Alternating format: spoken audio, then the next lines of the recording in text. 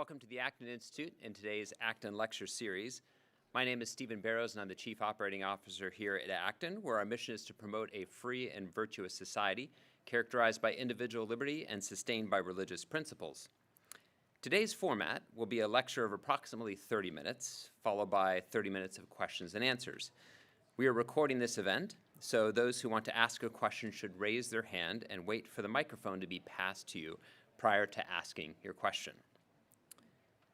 We are delighted today to welcome Dr. Samuel Goldman to our lecture series. Dr. Goldman is Associate Professor of Political Science at George Washington University, where he is also Director of the Loeb Institute for Religious Freedom. In addition to his academic work, he is a national correspondent at The Week and has contributed to the New York Times, the Wall Street Journal, and numerous other publications. Professor Goldman is the author of God's Country, Christian Zionism in America, as well as After Nationalism, both published by the University of Pennsylvania Press. He holds a bachelor's degree from Rutgers and his doctorate from Harvard, both in political science. So please join me in welcoming Dr. Goldman.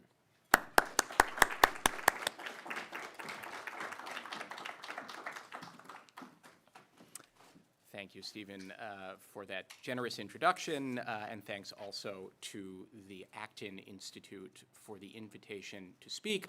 But most of all, thanks to you for joining me this afternoon.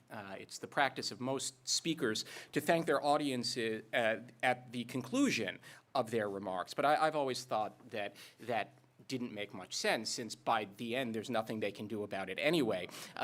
I therefore prefer to thank people at the beginning, where they still have the opportunity to flee and find other uses of their time, and I'm grateful again that you've used yours to listen to me.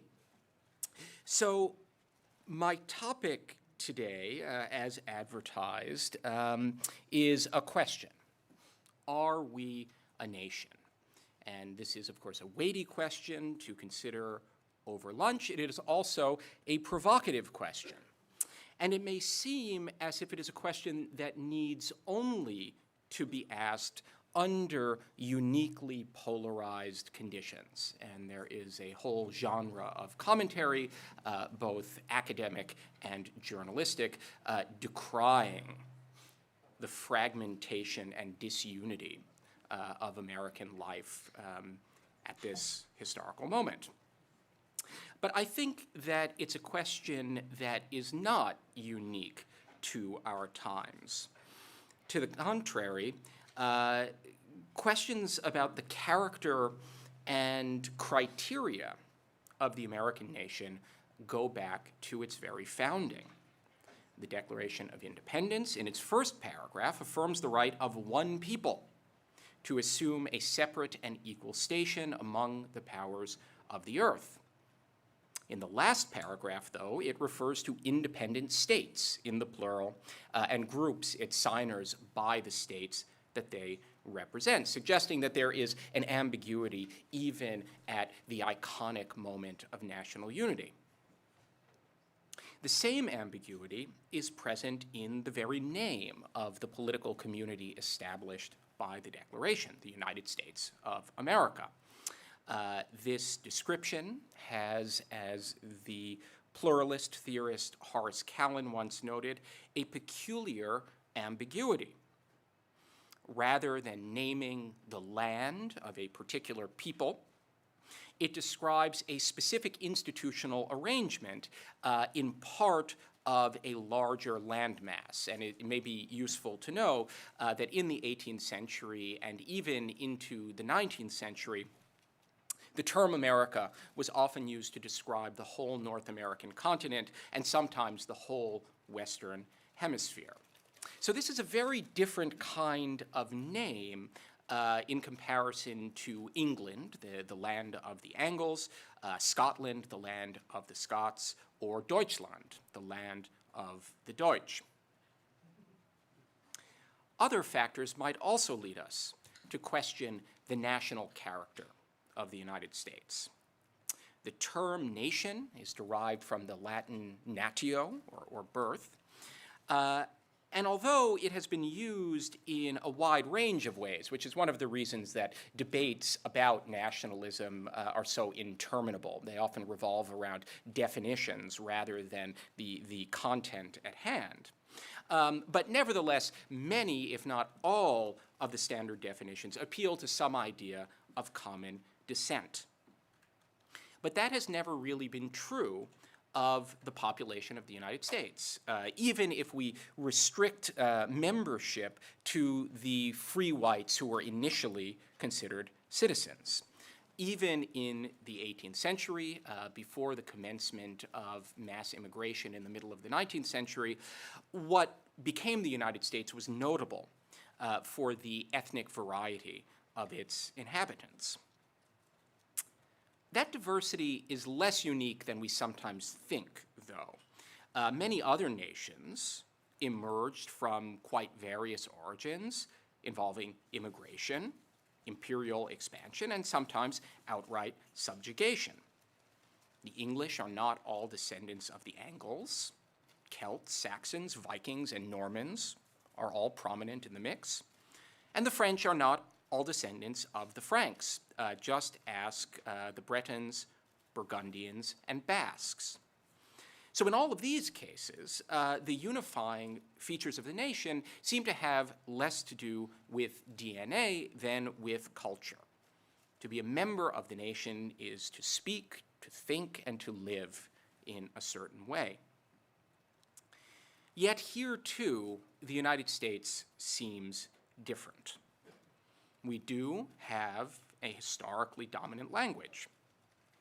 The name of that language, though, is English, not American. And of course, it is shared not only with its country of origin, but also with other former British colonies, and today by a globalized media and business community. American plurality when it comes to religion is even more baffling.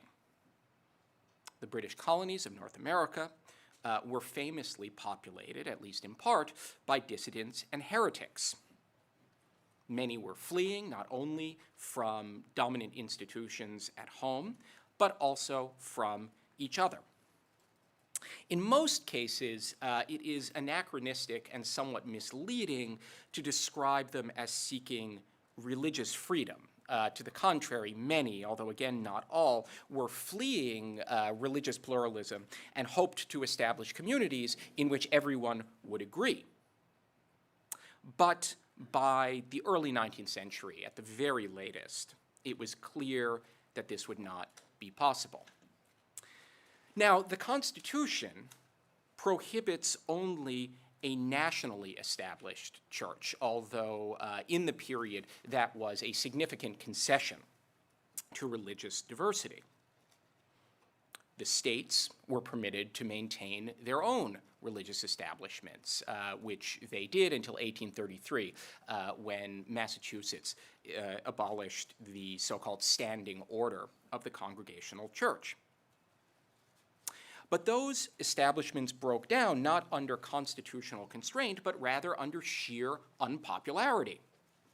Despite recurring hopes for a kind of interdenominational and more recently interfaith consensus, it has proved extremely difficult to get working majorities of Americans to agree on the proper role of religion in public life, let alone the content of religious teaching.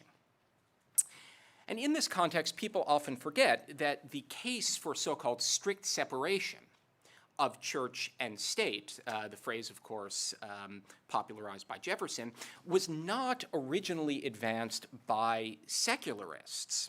It was rather promoted by Baptists and other Protestant dissenters. And yet later, toward the turn of the 20th century, it was adopted by what would come to be called mainline Protestants, who wanted to relegate Catholic institutions to the margins of American life. So here, too, I think we find more evidence of contestation and disharmony than of union. These are not the only criteria of nationhood, though. since the stirrings of independence in the 1760s, foreign observers, including Burke and extending to include the likes of Tocqueville and James Bryce, have identified certain political beliefs as the bond of unity among the American people. Using surprisingly similar language, they speak of shared assumptions about the importance of individual freedom, a preference for local over centralized and distant government, and a suspicion of a scriptive hierarchy of status that is inherited rather than the result of some personal accomplishment. These beliefs were not an articulated political philosophy, and many of these observers also pointed out how little interest most Americans had in books or in theories or in ideologies. On the contrary, the assumptions that seemed to define American political life were often regarded as more similar to religion. And in the 20th century, it became popular to speak of these premises or assumptions as the American creed, effectively a civil or political religion that substituted or compensated for the lack of theological and denominational consensus. But it's not evident that creeds are a sufficient bond of connection among such very different people. A nation is said to involve mutual obligation, including and especially sacrifice. But will we be willing to make such sacrifices on behalf of those with whom we share certain opinions, but not the bonds of common experience? This is the recurring case against so-called creedal or civic nationalism, that it's simply too thin and brittle to survive political, economic, and military challenges. And what about those with whom we disagree about the priority among elements of the American creed, or about the relevance of those ideas altogether? Are they like family members whom we love and cherish despite their idiosyncrasies? And probably many of you, like me, have seen around every holiday there is a rash of newspaper articles about how you can get along at Thanksgiving or Christmas or some other family gathering with your uncles and brothers and cousins and so on with whom you bitterly disagree. And the implication, of course, is you have to love them and stick with them despite that disagreement. Or are those who challenge one or more aspects of the American creed more like the heretics and dissenters of old, who had to separate or be separated from those with different convictions? In one sense, the American creed is moderating. That is, it helps us to live together as members of a political community despite ethnic, religious, and cultural differences. But in another sense, it can exacerbate disagreements that might otherwise be subsumed under shared culture. And yet another observation that foreign visitors to the United States have often made is that in Europe, it is much easier for people who disagree politically to get along because they have a sense that they are all Frenchmen or all Germans or all Dutch or whatever that is more intense than their disagreements about party preference or even ideology. That has historically proved difficult in America, and I think the present polarization reflects that tendency. That's why in the 20th century, I think, it became common to speak of the American way of life as the lived instantiation of American principles, appealing not only to ideas, but to the way that they are manifest in experience. I have not made a scientific study of the use of the phrase the American way of life, but my unscientific observations suggest that it involves some combination of economic upward mobility, personal self-reliance, the nuclear as opposed to extended family, and a preference for very large automobiles, among other factors. As far as I can tell, that's what people mean when they talk about the American way of life. And these days, to return to the observation with which I opened, people usually invoke the American way of life to claim that it is threatened or disappearing. That raises difficult questions of political economy that I am not equipped to answer. I am a dilettante in many fields. I have posed at different times and in different settings as a political theorist, as a historian, and as a scholar of religion without having any real credentials in any of those disciplines. But I never pretend to be an economist, so I'm not going to talk about that. But what I can say, consistent with these intellectual roles that I've assumed, is that this ideal, this understanding of what the American way of life involves, has actually changed quite a great deal over time. The dominant note today, particularly in these laments that the American way of life is threatened or disappearing, is for the industrial middle class that flourished in the middle of the 20th century. Not coincidentally, it was at the same time that the term American way of life began to be popularized. As far as historians can tell, it was probably used for the first time in an intentional sense in the 1930s when it was taken up as a slogan for the real estate industry. But spending one's prime years working in a factory and living in the kind of suburb idealized by Leave It to Beaver and other mid-century popular culture would have sounded like a slavish nightmare to the artisans and farmers of 18th and 19th century America, who had a very different understanding of what activities and forms of association were suitable to free men and women. So we can speak of the American way of life at any given time, and with a sufficient degree of abstraction, of course, we can find continuities between the American way of life as understood 50 years ago and as it was understood 150 years ago.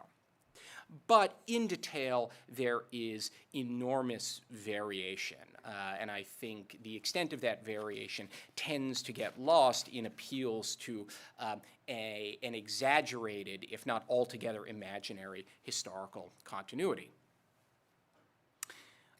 Further, the reality of the American way of life in our times is not altogether appealing.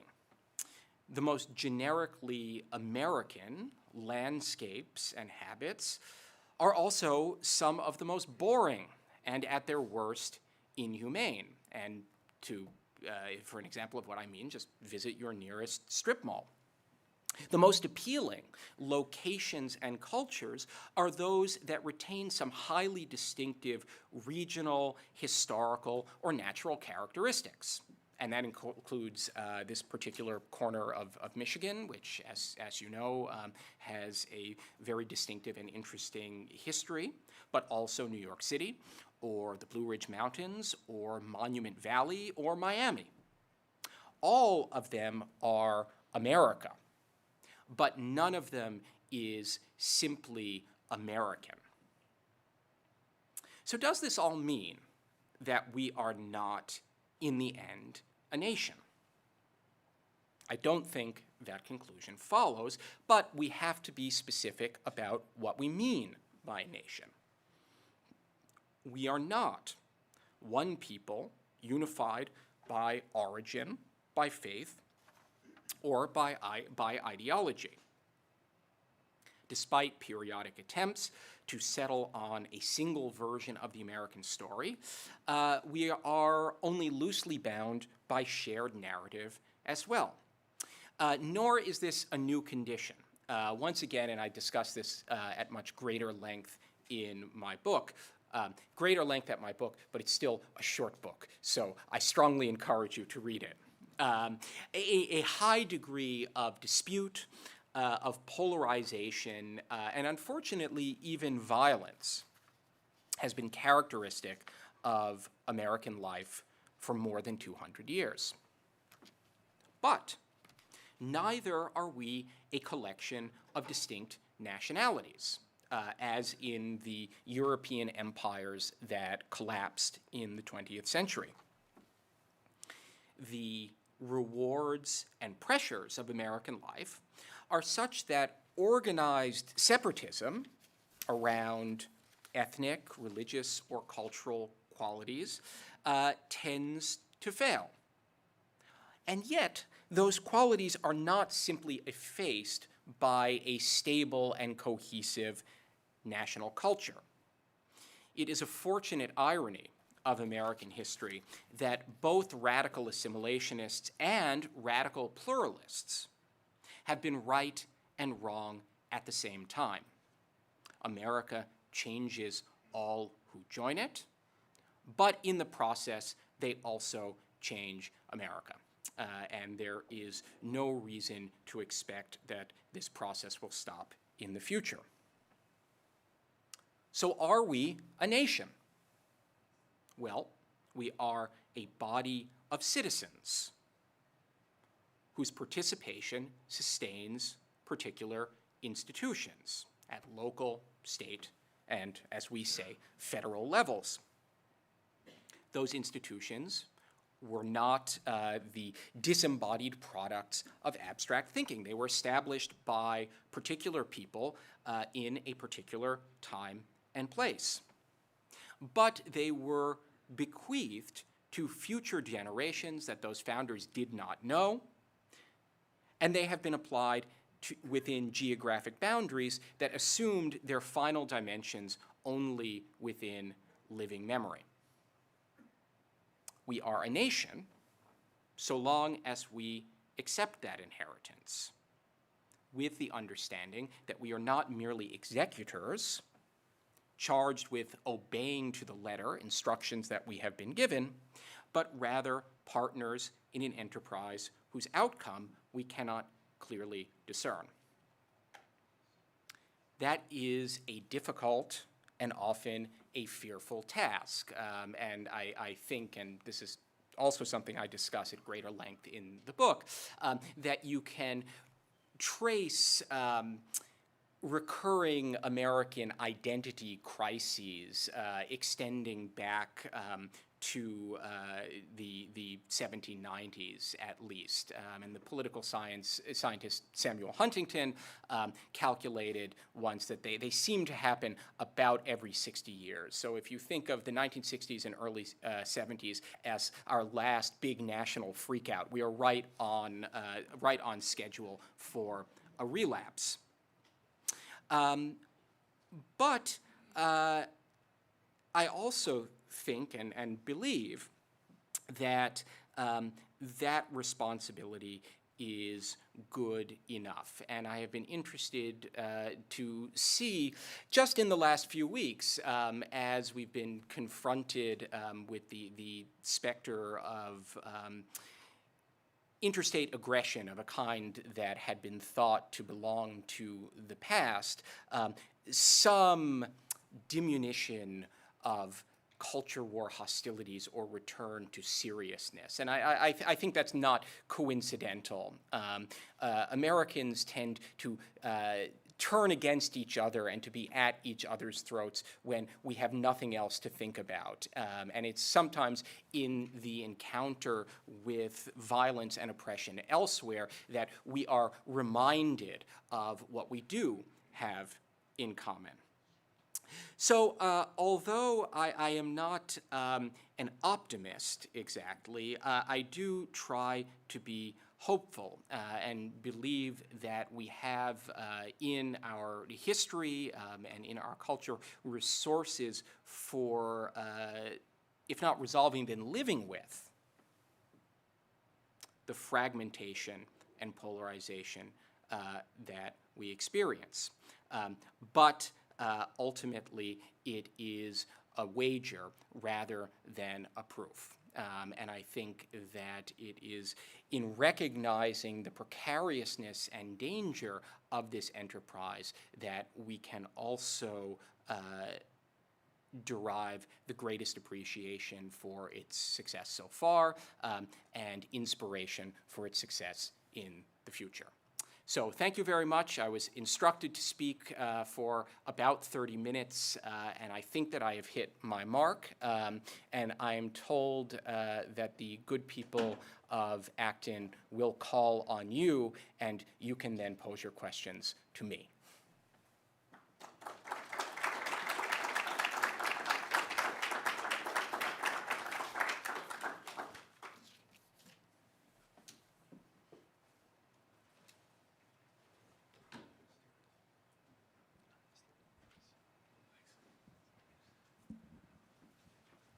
Thank you for that. How much do you think that the way that things are framed and the way things are communicated, and maybe lack of communication, affects us as a nation? For instance, the Ford Museum here in town is doing a new series on democracy in crisis, to which I'm thinking, well, yeah, this is going to be great. They're going to talk about federalizing elections and talk about adding states and talking about packing the Supreme Court. But alas, they're only speaking about January 6th. Mm-hmm. So how does that affect us being unified as a nation? Right. Well, so part of the problem you're describing is that any treatment of any topic is selective. You can never talk about anything, and I know this from personal experience because people review my book and I give these talks, and everyone always says, well, why didn't you talk about this? And I said, well, that's important, and I don't deny it, but that's not the story that I'm telling. So I don't think the problem is being selective as such. There always has to be some criterion of selection. The problem, I think, comes, and that may be what's happening with this museum, I don't know, when the principle of selection seems simply partisan or ideological, and is experienced by people on the other side of the decision as an attempt to exclude or belittle or demean. So you can never satisfy everyone, and I think that's an unrealistic goal. But I do think it's important to ask, as authors and speakers do, and as museum curators do, when we choose to include these topics or figures or events, what are we choosing not to include, and how is that going to appear to our audiences?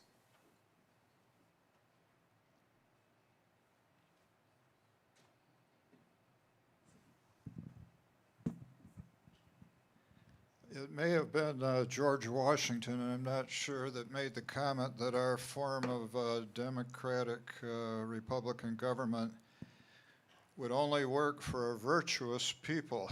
And are we still a virtuous people? So I think if we're thinking of the same remark, it's usually attributed to John Adams, and it's something like I think what he says is a moral and religious people, which is important because, of course, it identifies a specific source or form of morality. I think the comment is right. I mean, and it's echoed in the Federalist, which is often described as having a sort of purely rationalist or interest-based account of Republican government, but it actually says presumes virtue in a higher degree. A republic presumes virtue in a higher degree than any other form of government, and I tend to agree with that. But I would also note that concerns of insufficient virtue are nothing new, and Adams himself was horrified by the course that American politics took, even within his lifetime. So I agree with the comment and with what I take to be the spirit of your question. I'm skeptical, though, of sort of historical declension narratives. We used to have it figured out, and we were great and good, but we have become degenerate and bad. I think there is a constant struggle to live up to the requirements of Republican self-government, and I hope to contribute to its favorable, again, if not solution, because I don't think there are permanent solutions, at least its success. But I also think that appealing to a virtuous past can be counterproductive in doing that. So for me, the question is not for you, of course. I'm sure that you are a virtuous and active man, as is everyone every person in this audience. But okay, so what are you doing? What are we doing in our own lives to meet that standard?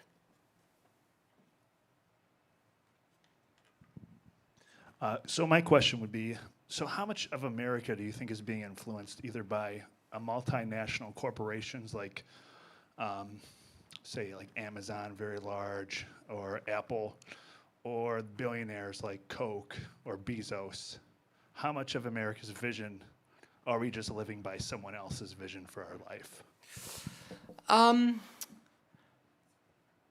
think less than critics sometimes suggest, and that criticism comes in sort of left and right flavors. So on the right, you find attacks on, Bezos or George Soros or other transnational billionaires who are influencing us in all of these malign ways. On the left, it's the Kochs, or there are a few other sort of boogeymen.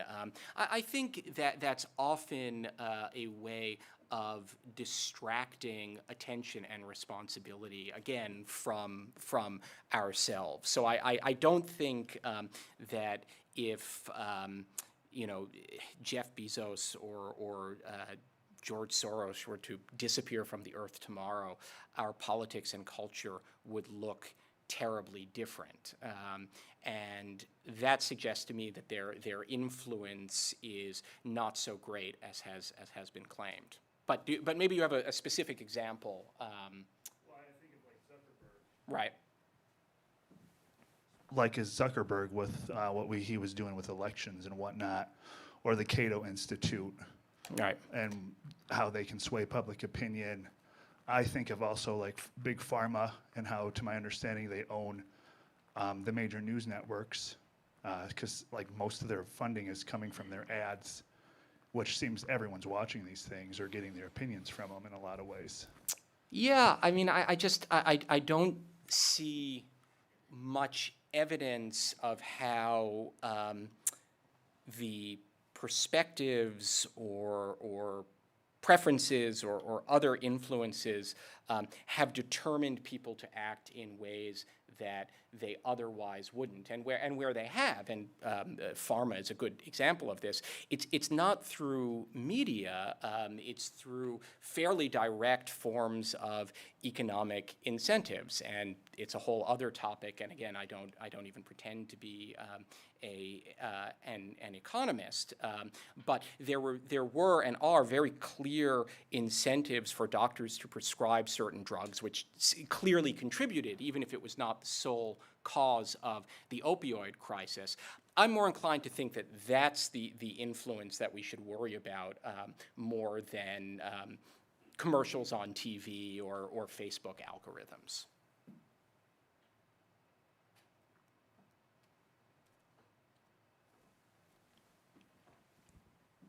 Thank you for your talk. I wanted to see if I could bring together two remarks you made and just ask you a question along those lines. You mentioned bequeathing institutions over generations, and then you made the examples of different locales taking on unique characteristics. So you specifically pointed out Miami, and that drew this question to mind. Miami, of course, brings the contours of an oftentimes Cuban, Latin American culture, very unique characteristics. What do you make of nationhood in a situation where you have immigration and simultaneously the native population actually declining as opposed to growing simultaneously with immigration? And does that cause any concerns with this notion of bequeathing from generation to generation if the native population itself is declining apart from the immigration that it's observing? Right. Well, I don't think it's exactly the first time that's happened. And speaking of recurring freakouts about national identity, there was a similar freakout in the early 20th century when it became clear that the historic Anglo-Protestant, or at least Northern European majority, mostly in rural areas, was being not replaced exactly, the people weren't disappearing, but was shrinking relatively to immigrant or recent immigrant descended populations in cities.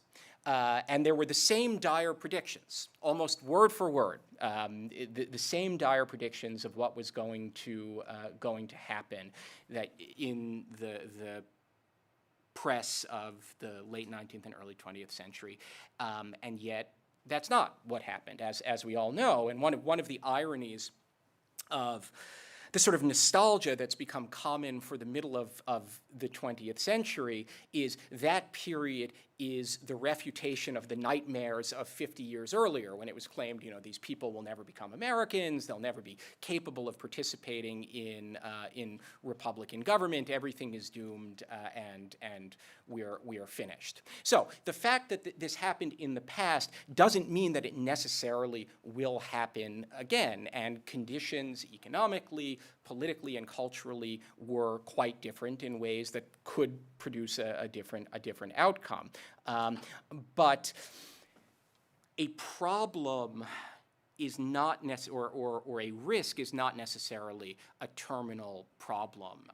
And I admit that I just find it viscerally unconvincing and distasteful when it's suggested that certain people in certain places cannot possibly embrace American life and participate fully in it, because again, every group of whom that's been said in the past it's been found to be false, of every single group of whom that's been said in the past. Certainly, I just wanted to clarify, didn't want to suggest I'm very pro-immigration. I just thought that new phenomena where we actually have the domestic population declining in size, and wonder if that might. I mean, I'm not suggesting otherwise. This is the subject for another book, probably. I mean, the decline in birth rates and reliance on immigration to maintain a sufficient population of workers is not just an American problem, and not just a Western problem.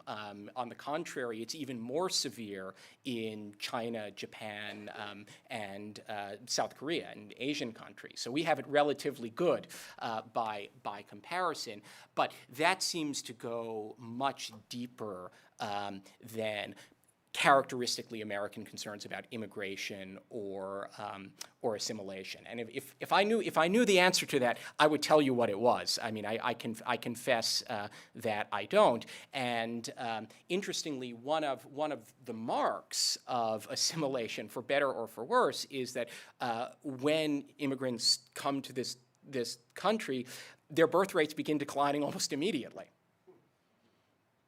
rather than maintaining the larger families that are common where they come from, or that they sometimes have in the first generation. So that seems to be a broader problem that has something to do with an affluent society, again, rather than a specifically American one related to immigration or assimilation. We now have a question from our live stream audience. Paul asks, national boundaries have been fluid in the past. When you think about the United States, what is your expectation about future changes to our boundary? For example, could there be an expansion or some regional restructuring? I think outright expansion is probably unlikely, despite the idea floated in the last administration of purchasing Greenland. Probably American borders have assumed their final shape, although who knows, the events of the last couple of years have foiled so many predictions for so many things that anything is possible. As for internal structure, I think changes in actual boundaries are probably also unlikely, although I also think that's too bad.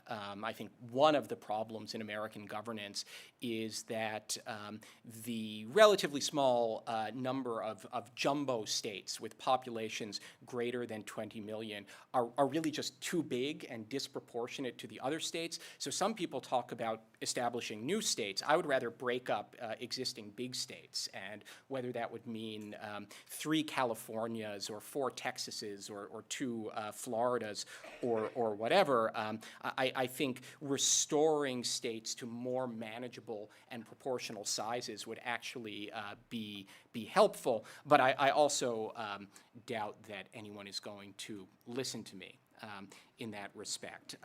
What I do hope is that we reconcile with our traditions of federalism as a way to manage some of these tensions.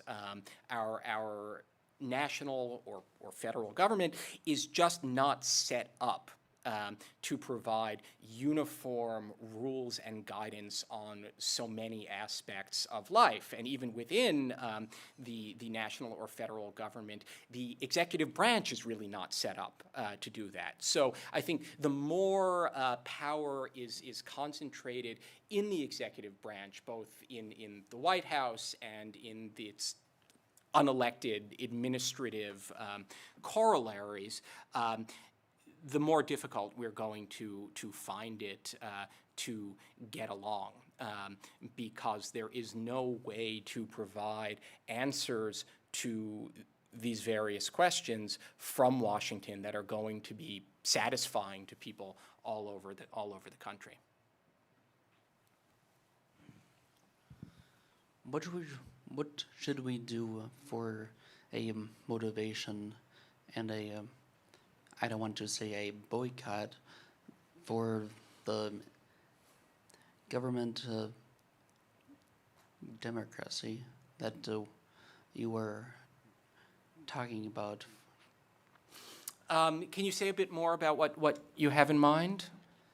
To make the government preservable and the guidelines. Mm-hmm. Well, unfortunately, I think it will have to get worse before it gets better. And historically, it has been in confrontation with very grave and real, not abstract risks that we've seen sort of paradigm changes in American politics. So the Civil War, of course, is the most famous, but the Second World War and early Cold War were another. And early in the 19th century, questions related to slavery, but also to territorial expansion, posed a similar crisis. So my judgment of the history is that sort of positive motivation and rhetorical appeals are unfortunately not very successful. I mean, it's fine to do them and maybe serve some purpose. It's in the confrontation with something that seems much worse that Americans tend to return to sobriety and to ask, well, how can we do the best that we possibly can with the resources that we have available? So I don't hope for civil or international conflict by any means. I hope to avoid those things. But it's sometimes in confrontation with that possibility that reform becomes more likely. Thank you for your coming, and especially thank you for bringing spring to West Michigan. We appreciate that so much. Christian nationalism seems to be recurring resurgence in some areas. Would you relate to that, and then relate to that to your concept of what a nation is? Mm-hmm. Yeah, so Christian nationalism is another one of these terms that people define in very different ways, and then they get into endless arguments about what the term is rather than the matter at hand. So I should say how I define the term, and then I'll say something about how I perceive its role. So to me, Christian nationalism consists of three ideas. First, that the United States is essentially and not merely historically Christian.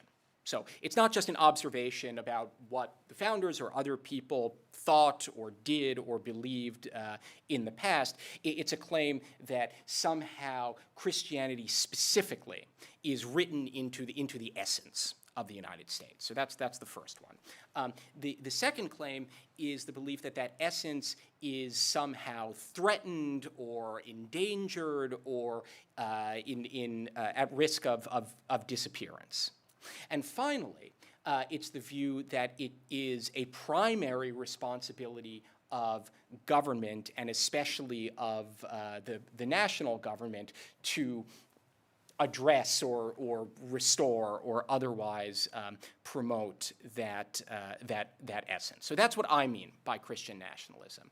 And the reason I define it that way is that I think most uses of the term are just too broad and include all sorts of perfectly normal and healthy and common expressions of a kind of religiously informed patriotism that are just fine and more than just fine, I think, are actually good. What about this more limited phenomenon? Well, first, and this is my historian's role, it's nothing new, and people who say that this is only a product of the Trump administration or of the 1990s or whenever are wrong. This is a recurring impulse in American history. It's also, I think, a much more limited one than is sometimes claimed.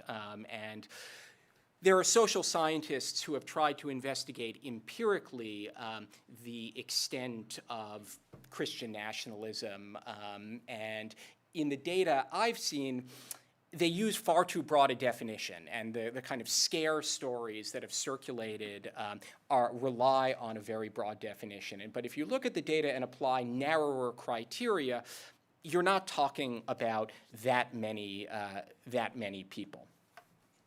But finally, and probably what you're really interested in, what do we do about that?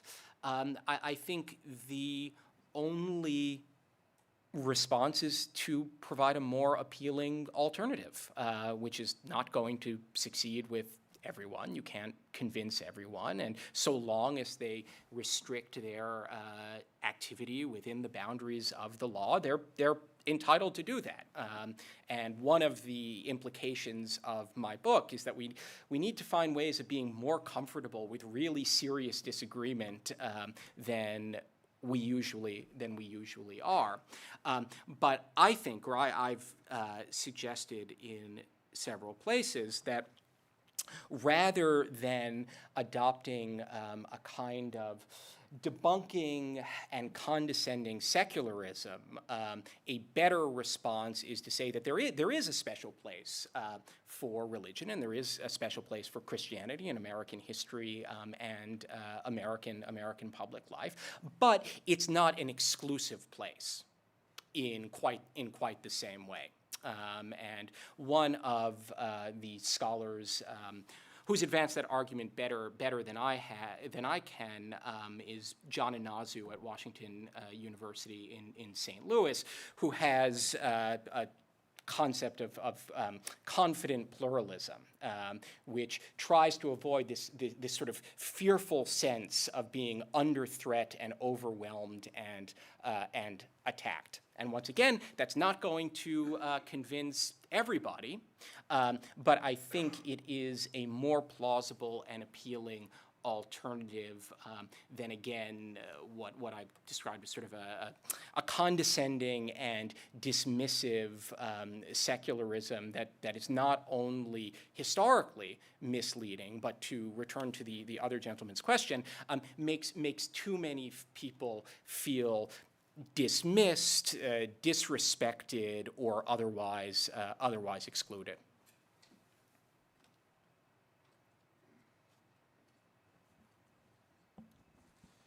An easy question: how should America handle Putin in Ukraine?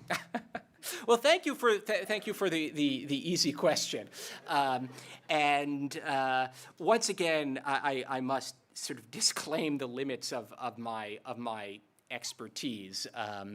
I am not a foreign policy scholar, and although I do sometimes express opinions on these matters, I don't really claim any special expertise. My own view, which I've expressed in my columns, is that the risk of nuclear war with Russia is very, very serious and not something that we should play around with. But we should support efforts by the Ukrainians to defend themselves from invasion.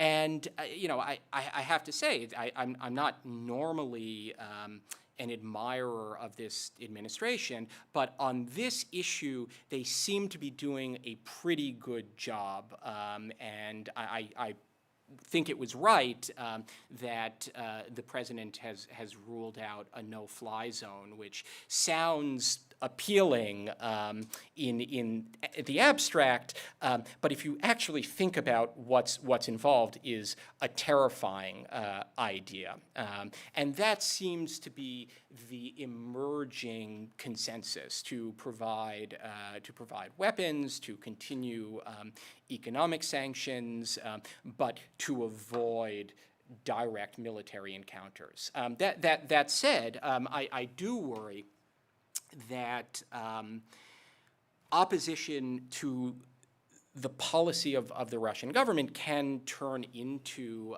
a kind of anti-Russian frenzy of a kind that is familiar in American history. And I talk in my book about the campaign against the German-American culture of this part of the world, more or less, the sort of the upper Midwest during World War I, where not just the German government or German conduct in the war, but anything to do with German culture was stigmatized and sometimes legally or illegally repressed. So I'm worried about bans on Russian artists or Russian-themed products, which are not always even produced in Russia. I mean, often it's just branding.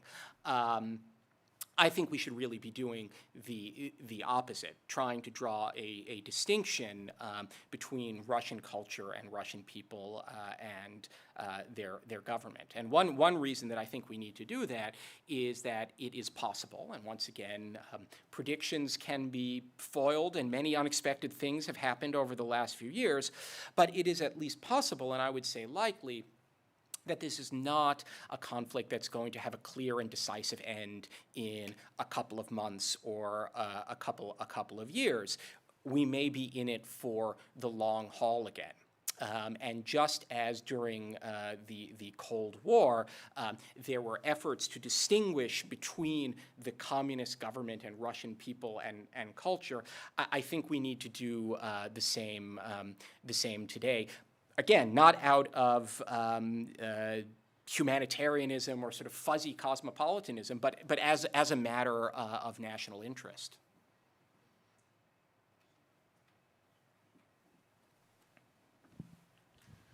And to be very careful not to go down any too bad Ukraine-Russian discussion here.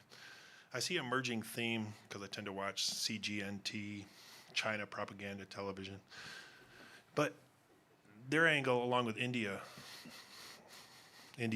along with Al Jazeera, is really starting to put a wedge saying that it's the Russian against the woke culture. I don't see that as a discussion on our side. So they're actually bringing it from a total other angle and setting up some. I'm just curious on your take of it from that drink, because that's directly their opinion on it more and more, being like it's the woke West against solid virtues and.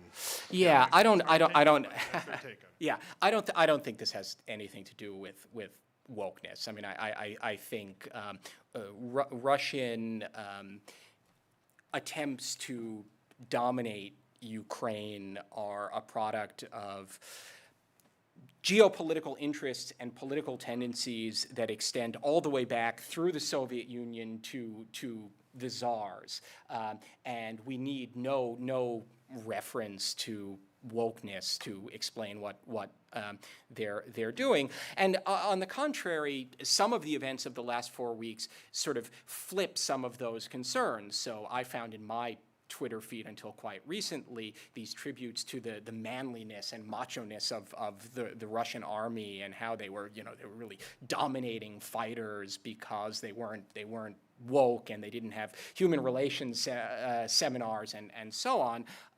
But it's turned out that all sorts of Ukrainians, woke or not, I have no idea, but all sorts of people expressing all sorts of views are quite effective when they are fighting for something that they really care about. So you say it's Chinese propaganda television. I think this sounds like a propaganda argument.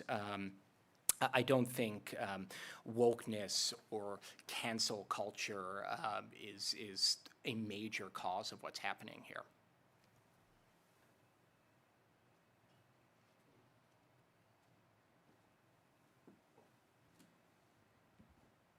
Hi, my name is Dylan. I work here at Acton. Thank you so much for that lecture. I really appreciate how you took what would seem like a simple question and added a lot of historical and other nuance in terms of, is the United States a nation? So I want to ask a question along the same lines, in which perhaps the obvious answer is too simplistic. And that is, what is an American? How do you answer that? So I'll give an old answer, and then I'll give my answer.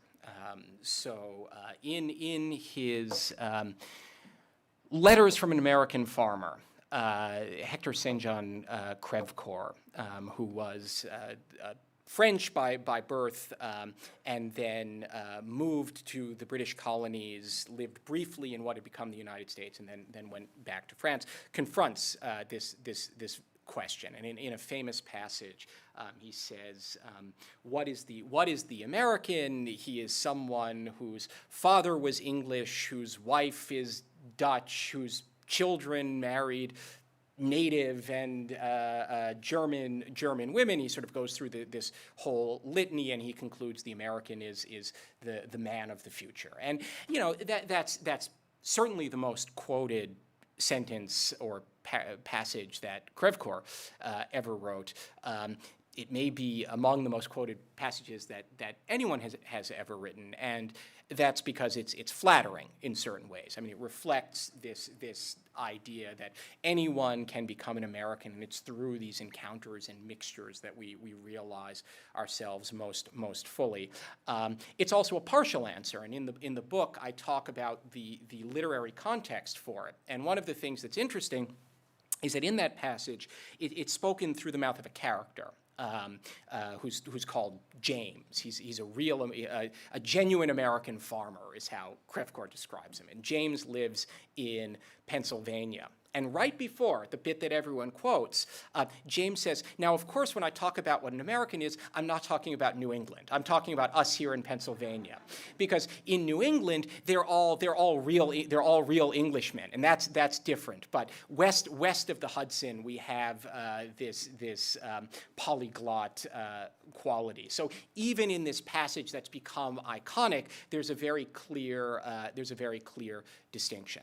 So what is an American? What's my answer? I mean, my instinct is to recur to the category of citizenship and to the oath of naturalization, which requires renunciation of allegiance to foreign powers and authorities, and an affirmation of the legitimacy and authority of the Constitution and its officers. And you know, anyone who can swear that honestly is good enough to be an American to me.